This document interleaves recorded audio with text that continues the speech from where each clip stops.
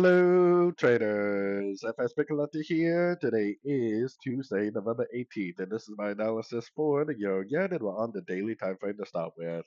So on the daily, we are definitely approaching this 123%, which is a Fibonacci retracement from the weekly. If this really is a wave B, then this definitely could be a big area of resistance. But we really are not going to know on the daily that this is back into a huge downtrend unless it hits that Fibonacci level and then goes down and breaks this low right here.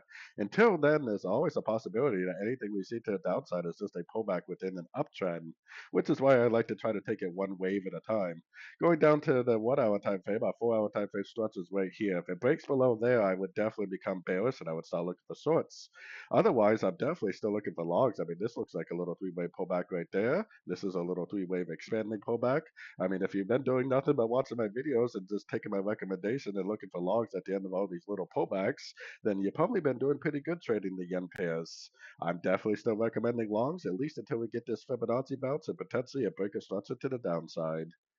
So anyways, don't forget to check out my website, linked over here in the corner. And as always, thank you for watching and happy trading.